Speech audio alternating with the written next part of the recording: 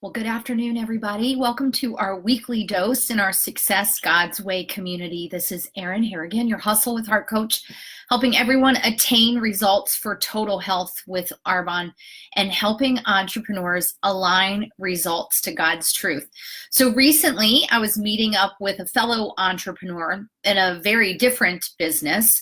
He's in the entertainment business, and we were talking about the challenges of building a team when we see great potential in someone, but they're not quite stepping up into the leadership that we believe that they can handle. And I raised this idea that I had heard in a training years before about how as leaders, we often confuse being responsible for versus to, or as I have in the title, being responsible to versus for someone. And he said, wow, that's a really interesting way to look at it. And I said, the challenge is numerous. There are numerous challenges to this. But as leaders, we can see in someone their desire to be successful. We can hear what they desire to have from the opportunity that we've presented to them. But sometimes we feel responsible for them actually doing the work. And so today I've been really thinking about this lately and wanting to do a live on this. So this is what we're going to talk about in our weekly dose today. So first of all, if you're brand new to our weekly dose, I want to thank you for being here. This is a Success God's Way community. It is a community of like-minded entrepreneurs who are pursuing success God's way, which is a very different definition than the world's definition of success. And we are seeking to build businesses that honor God and serve his people. And I do a daily live every day on my personal news feed, and then I come to the group weekly with our weekly dose. So we tackle some challenging topics in our weekly dose, and this is no exception. So responsible to versus responsible for. I saw a quote yesterday that I reposted today from Women in Faith, which is a fantastic organization, and they post some really timely content. And it said, if you place Christ first in your life, all of your priorities fall into the proper order, and then you view them with the right perspective. And I think this idea of being responsible to versus responsible for, as we're managing or as we're leading or as we're building organizations, really comes down to where are our priorities, what is the perspective with which we're looking at our business, and what is our need or our desire to be the one in control. So let me ask you this. Did you ever wish you could clone yourself as an entrepreneur? If you're in network marketing, that would mean duplication. Do you ever wish you could really duplicate what you're doing to build an organization that has greater, grander impact? And the answer, of course, is like, yeah, absolutely. I want to duplicate me. I want to duplicate what I do, not only because that builds my business personally, but because it empowers others. It empowers them to have a business that can create financial freedom for them or time freedom for them or whatever that is. But the challenge is we have to empower them versus enable them. Lao Tzu said, if you give a man a fish, you feed him for a day. That is responsible for. But if you teach him to fish, you feed him for a lifetime, and that is being responsible to someone. In the surgical world or in medicine or even in teaching, it is this idea of see one, do one, teach one. So as surgeons are learning, as nurses are learning, as teachers are learning, it's observing what's happening, then being more hands-on and growing the experience in that way, and then turning around and teaching someone else to do it. So this idea of responsible to, responsible for is really challenging as entrepreneurs, because we know we want someone to be successful, but we have to really distinguish this idea between helping versus supporting. And I heard it once that it would be best if we stopped telling people, I'm going to help you promote to this level, and instead I'm going to support you in your journey to reach your goals. And here's why. Because when we hear the word help, we often mean often assume that that means, yes, that person is beside us and guiding us and holding our hands. But sometimes we can take that a little bit far and let them do the work for us. And sometimes we as leaders can take that a little bit far and let our team, our whomever it is that we're training, etc., off the hook a little bit and start to do some of that work for them. So then we take the responsibility for their results and their outcomes and so on. And it's important to know that in Galatians 6:5, and I'm looking over at my Bible, that's why you see me looking away, it says, for each one shall bear his own load. So we are all responsible for our own outcomes, our own results, our own work, but we are responsible to provide the guidance and the training and the advice and the consultation to those with whom we are building a team. So let me break this a little bit further. Responsible for equates to ownership. The question is, can we really own someone else's actions? Can we really truly be responsible for someone else's work? The answer is no. This is a big mistake I know I made early on in my network marketing business, because I would work hard to help people get started and bring them up to speed and train them and show them the way to go. Take shortcuts. Maybe let them off the hook with some of the activity and the action that they needed to have to truly build a sustainable business. Maybe I would let them off the hook when showing them how to place orders, because instead I would place the orders for them. Maybe I would let them off the hook and not really show them the way to help others build a business too. So it's a trickle down effect, right? If I'm not adequately showing and leading someone in duplicating the actions that need to happen, then how can they go and duplicate it and duplicate it and duplicate it? It's like the telephone game. Because if I'm not fully engaged, or if I'm not fully showing them the right way to do this, how will they translate that and move forward as well? Versus being responsible to someone. Being responsible to someone means we have an accountability and an obligation to advise, to counsel, to train. So why do we get these things confused? I believe we get these things confused for two reasons. Number one, our intention is not just to build them, but to build ourselves. So sometimes we get a little bit of selfishness going on in there. Number two, because we want to see the best in everyone. We want to feed someone's potential. You know those people that you've looked at in your business and thought they have so much potential. They have so much potential. I'm going to help them build out that potential. But you guys, they got to want it. All the potential in the world means nothing if they don't really want it. So this person that I was having the conversation with, who really encouraged me and planted the seed about me doing a live on responsible to versus responsible for, has someone that he sees great potential in that could be a future leader of his business. But this person is just kind of coming in and doing the day-to-day work. They're not really stepping up the way their potential would seem to dictate that they would step into leadership. And so he was really fretting about this, and I'm not really sure what to do with this. And I said, well, have you asked him if he wants to be in a role like that? Have you asked him if he wants to be a leader in your business? Because we can think that someone wants something all day long. We can assume that someone has gotten into a business and wants the same things that we want. But you guys, we are unique creatures in the workmanship of the Lord. He has made each of us very different. So people come to businesses and come to jobs and come to opportunities from very different places.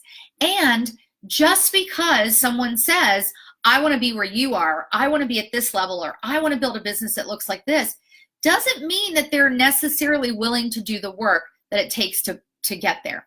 And I'm not saying that mistrusting them or not believing them is the answer, but we also need to understand what they truly want and why before we start to get down this road of being responsible to versus responsible for. So for those of you that are my note takers, I want to give you 3 questions to ask yourself as you're building out your team, or if you feel like you're kind of in a situation where you're like, am I being responsible to them, or am I trying to be responsible for them? Am I truly empowering them, or am I enabling them? So if you have a situation like that, here's 3 questions that you can ask yourself. Number 1, what is my intention? What is my intention in this situation? Is my intention to support their growth, or is my intention to direct them? Is my intention to understand where they want to go, or is my intention to fit them into the box of where I want them to go? Is my intention to control the outcome, or have I surrendered the outcome and I'm truly focused on serving them? All right. The second question that you can ask is, who's at the center of this? Me or them? In other words, am I concentrating more on my goals and what will happen for me based on them reaching their potential? Or am I truly concentrating on their goals and what they want out of this? Guys, it is not about us, especially as God-centered entrepreneurs. This journey is never about us. This journey is about taking the vehicle of the God-centered business that the Lord has provided for us to build his kingdom.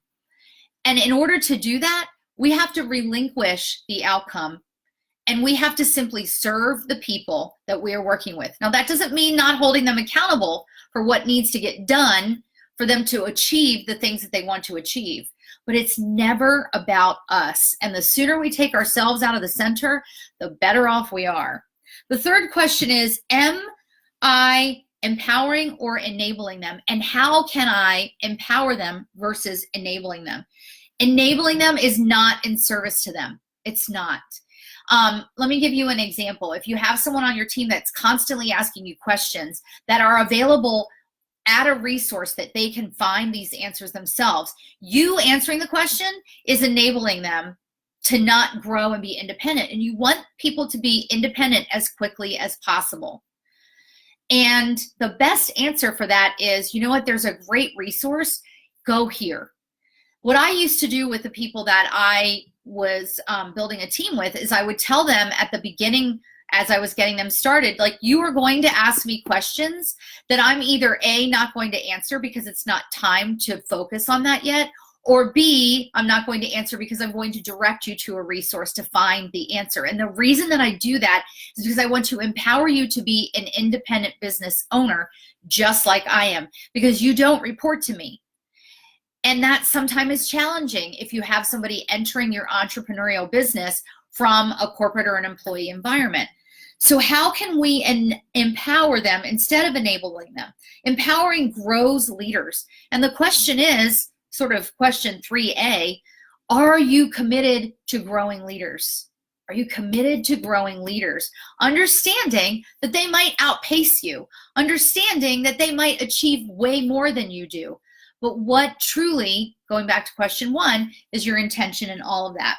I want to leave you with just a few more things. There is a fantastic entrepreneur leader. He's no longer with us, but his name was Jim Rohn. For those of you that don't know who that is, his last name is R-O-H-N. Pioneer in the entrepreneurial and network marketing world. And he used to say, you can help 1,000, but you can't carry 3 on your back. And that means you can help thousands of people, but you cannot carry them. And carrying them is that responsible for piece.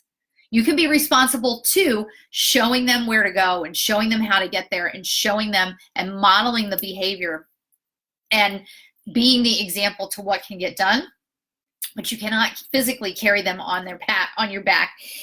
Very funny enough, I'm going to paraphrase something that he said, and he said, you know, I always said, like, I will die to help these people be successful. And then he jokes and he says, and I almost died, so I stopped helping people to that level.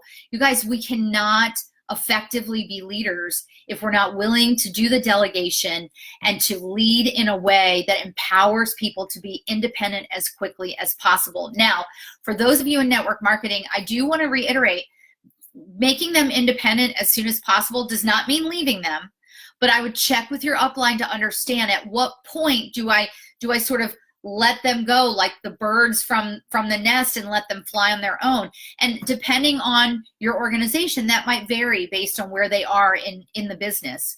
But you want to help them be independent as quickly as possible. How do we do all of this? Well, you guys, it starts with us. It starts with us modeling the behavior and being the example and creating the environment and the community that empowers people to grow. That empowers people to grow. And you guys, you can look around you for examples of this everywhere, but certainly even within your own company, you probably know leaders who are fantastic at empowering and others who aren't so great at empowering and are really enabling, unsuccessful behavior or behavior that sort of stunts the growth, if you will, or puts a lid on their business, as John Maxwell would say. It takes detachment from results. You've got to detach yourself from what that outcome may look like and know that you cannot be responsible for someone else's actions and outcomes. You can only be responsible to them and showing them the path to go. And it takes a focus on serving. And that's exactly what Hustle with Heart is all about. It's exactly what building a God-centered business is about, and a business that honors him and serves his people. It's focus on service. And here's what it says in Colossians. In Colossians 3:2, this is also what it takes. It says, set your mind on things above, not on things on the earth. So it takes a focus on things above us. It takes a focus on keeping Christ at the center of our business, to serve the way he served and to empower. He didn't have a huge team. He had 12, but he taught them to be fishers of men. And in the book of Acts, it tells the story of how Christianity spread throughout the world from 12 people, 12 men, guys. You don't have to have a massive organization to be successful, but you've got to love them, serve them, and empower them. In Colossians 3:23, it says, whatever you do, do it heartily as to the Lord and not to men. So again, it takes a focus on what you're doing to be walking in his will and to be building business in a way that best serves him, not about the world, all right? And then lastly, you guys heard me talk about this the other day. And if you listen to my daily dose about what's love got to do with it, which was Fridays, in Matthew 5:16, it says, let your light shine before men, that they may see your good works and glorify your Father in heaven.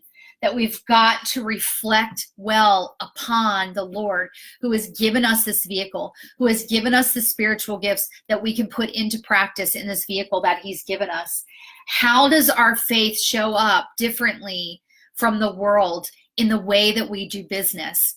I promise you that if you are shining that light and you are abiding in him, that the right people are going to cross your path and give you the opportunity to be responsible to them versus responsible for them. And I hope that that brings you guys some solace in this idea of, like, how do I build a team? And I don't want to enable people, I want to empower them. And how do I avoid being responsible for them or getting caught up in the feeling of being responsible for them versus responsible to them? So that's our weekly dose for this week. I hope you guys found that helpful. Please get down below. I want to hear your comments. I want to see your feedback. Feel free to invite your friends to this group, because this is all about supporting each other and lifting each other up in building God-centered businesses. Please go check out the Hustle with Heart podcast. I'm getting ready to drop episode 10 later today. And if you can use some extra support walking in healthy living and getting results for total health, or in walking success God's way out in your business, I'd love to have a conversation with you and chat with you about going through my Hustle with Heart coaching program. So that's it for this awesome Sunday. Hope you guys have a great week ahead. I'll see you tomorrow morning on my news feed for our daily dose. See ya.